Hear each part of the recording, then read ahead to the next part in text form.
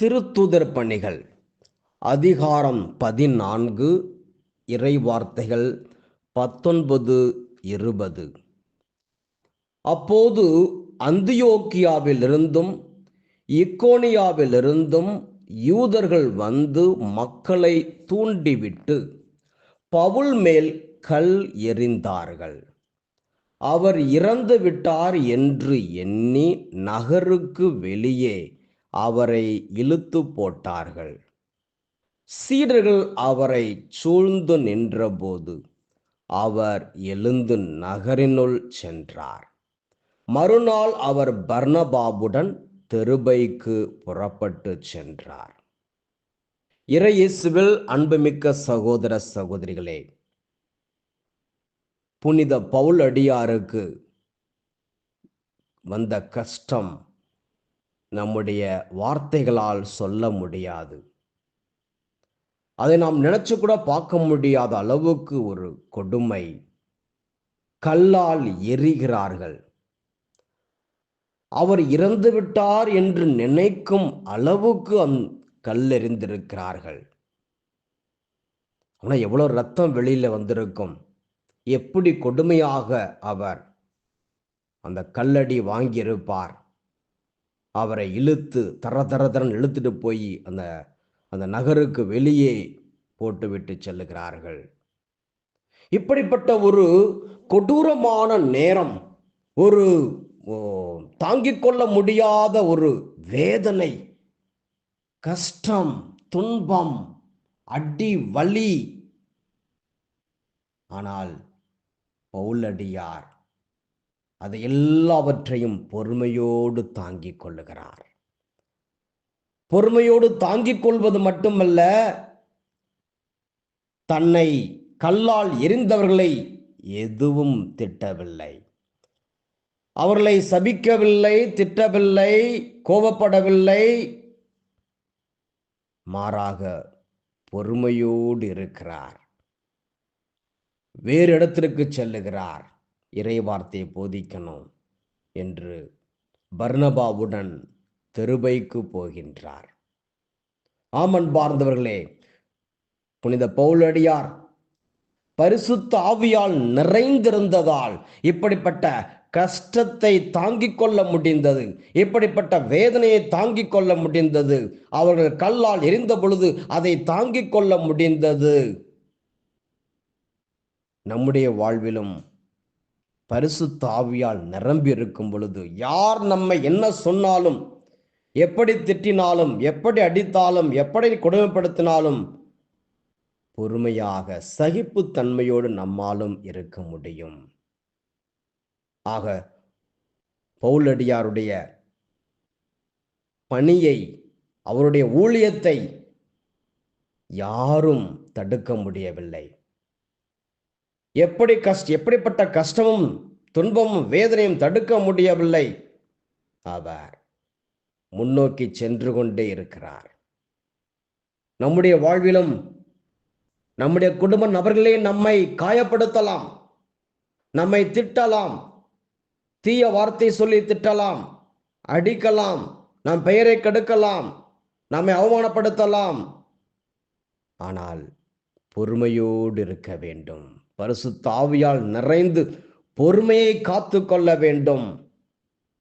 வலிமை உடையவரை விட பொறுமை உடையவரே மேலானவர். ஒரு குடும்பம், எனக்கு தெரிந்த குடும்பம், அந்த கணவர் தினமும் குடித்துவிட்டு வந்து மனைவியை அடிப்பார். மனைவி ஒவ்வொரு நாளும் முழந்தாள் படியிட்டு ஜெபிப்பார். ஏன் ஜெபிக்கிறாய் என்று இந்த கணவர் வந்து அடிப்பார். ஒரு நாள் ஆலயத்திற்கு சென்று ஜெபம் பண்ணி கொண்டிருக்கிறார் என்று கேள்விப்பட்டதும் ஆலயத்திற்கே சென்று என் மனைவியை அடிப்பேன் என்று வீட்டிலிருந்து புறப்பட்டார். அவர் புறப்பட்டு போகும் பொழுது ஆலயம் ஜெபம் முடிந்தது. ஆலயத்திலிருந்து புறப்பட்டு வெளியில் வருகின்றார். பாதி தூரம் வந்துட்டார் மனைவி. இவர் கணவர் வேக வேகமா போய் அந்த வயல்ல தன் மனைவியை அடி அடி என்று அடித்தார். ரத்தம் வரும் வரை அடித்தார். அடித்துவிட்டு வீட்டிற்கு சென்று விட்டார். வீட்டிற்கு சென்ற பிறகு கொஞ்ச நேரம் பார்க்கிறாரு, இன்னும் மனைவி வரவில்லையே, என்ன செய்கிறார் என்று திரும்பவும் போய் பார்க்கிறார். கணவரை போய் பார்க்கிறார். அங்கு மனைவி அழுது கொண்டு ஜெபித்து கொண்டிருக்கிறார்.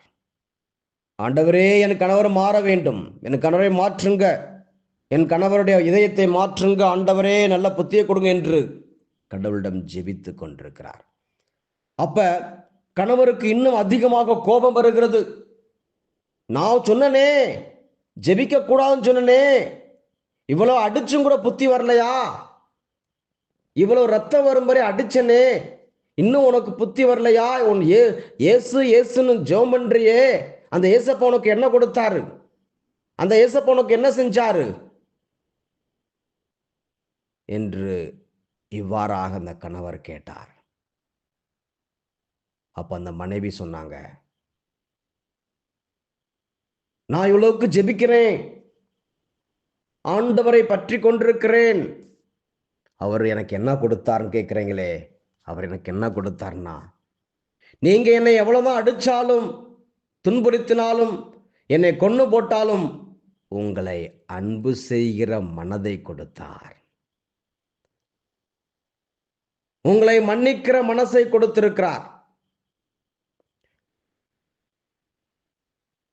எனக்கு பொறுமையை கொடுத்திருக்கிறார், சகிப்புத்தன்மையை கொடுத்திருக்கிறார் என்று இவ்வாறாக அந்த மனைவி சொன்ன உடனே கணவருக்கு கண்ணிலிருந்து கண்ணீர் வடிய ஆரம்பித்தது.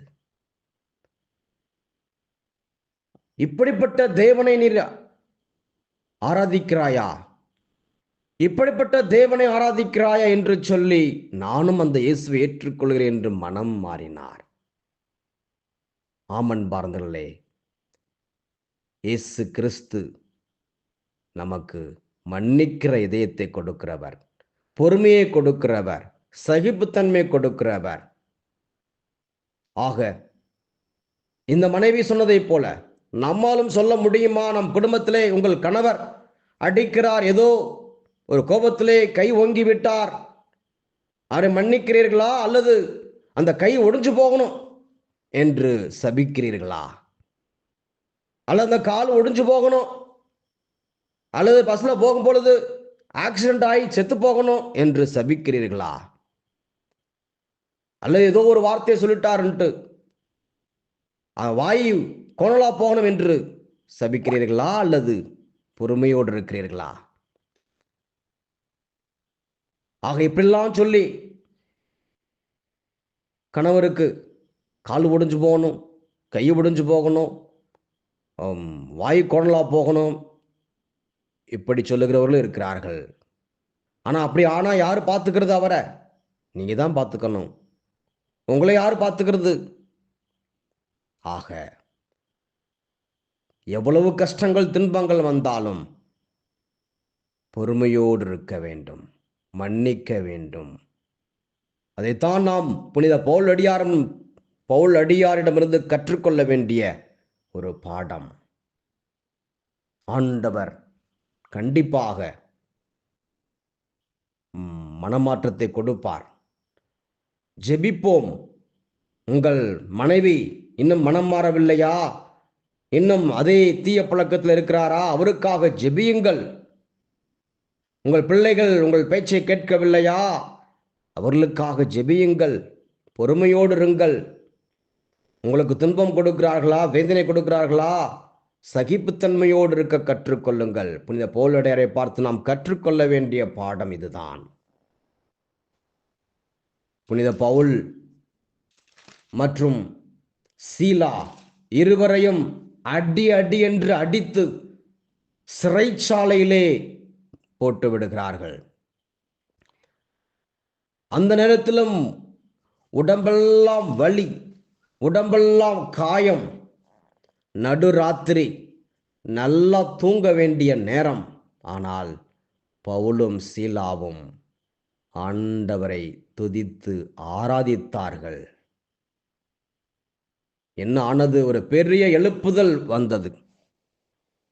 ஆண்டவரை துதித்ததினால் அந்த சிறைச்சாலை காவலர் மனம் மாறினார். அவருடைய குடும்பம் மனம் மாறியது.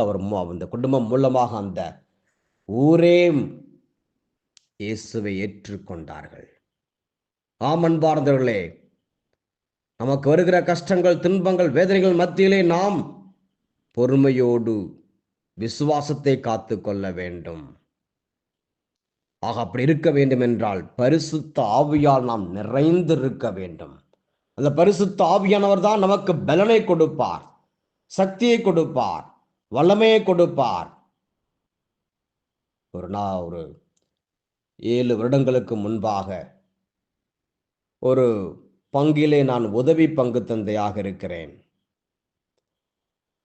அப்பொழுது அந்த பங்கு தந்தை அடிக்கடி கோபப்படுவார். அடிக்கடி உட்கார்ந்தா கோபம், நின்னா கோபம், திரும்பினா கோபம், இப்படிப்பட்ட ஒரு மனநிலையிலே இருக்கின்றார் அந்த பங்கு தந்தை.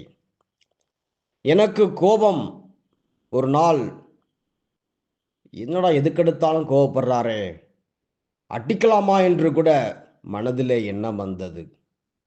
ஆனால் உள்ளத்திலே, இருதயத்திலே பரிசுத்த ஆவியானவர் சொன்னார், வேண்டாம், நீ அடிக்க வேண்டாம், கை ஓங்க வேண்டாம், அவரை நான் பார்த்து கொள்கிறேன், நீ பொறுமையோடு இரு, உனக்கு நல்ல எதிர்காலத்தை வைத்திருக்கிறேன், உனக்கு நல்ல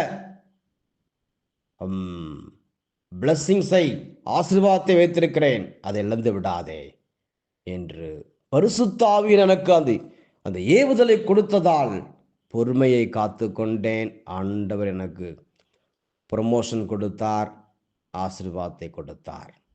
ஆம் அன்பார்ந்தவர்களே, ஆக குடும்பத்தில் இப்படிப்பட்ட கஷ்டங்கள், துன்பங்கள் கண்டிப்பாக வரும். முக்கியமாக கணவன் மனைவி மத்தியிலே ஒருவரை ஏற்றுக்கொள்ள வேண்டும், சகிப்புத்தன்மையோடு இருக்க வேண்டும். பெற்றோர் பிள்ளைகள் மத்தியிலே சகிப்புத்தன்மையோடு இருங்கள், ஒருவருடைய குறைகளை ஒருவர் மன்னியுங்கள். ஆக அப்படி இருக்கும் பொழுது ஆண்டவருடைய ஆசீர்வாதம் நிறைவாக நமக்கு கிடைக்கும். ஆக நாம் கண்களை மூடி ஜெபிப்போமா? நன்றி இயேசப்பா, இந்த அருமையான செய்திக்காக நன்றி ஆண்டவரே. இயேசுவே உமக்கு ஸ்தோத்திரம், ஸ்தோத்திரம், ஸ்தோத்திரம் ஆண்டவரே.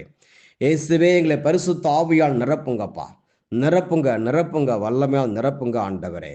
இயேசுவே உமக்கு ஸ்தோத்திரம், ஸ்தோத்திரம், ஸ்தோத்திரம். நன்றி, நன்றி, நன்றி ஆண்டவரே. இயேசுவே, இயேசுவே உமக்கு ஸ்தோத்திரம், ஸ்தோத்திரம். நான் எங்களுக்கு பொறுமையை, சகிப்புத்தன்மையை தாங்க ஆண்டவரே. ஆண்டவரே உமக்கு நன்றி. ஒவ்வொரு குடும்பத்தையும் ஆசிர்வதிங்க, கணவன் மனைவியை ஆசிர்வதிங்க, பெற்றோர் பிள்ளைகளை ஆசிர்வதிங்க, மற்றும் இன்னும் இளைஞர்களை ஆசிர்வதிங்க ஆண்டவரே. சிறு பிள்ளைகளை ஆசிர்வதிங்க, முதியோர்களை ஆசிர்வதிங்க.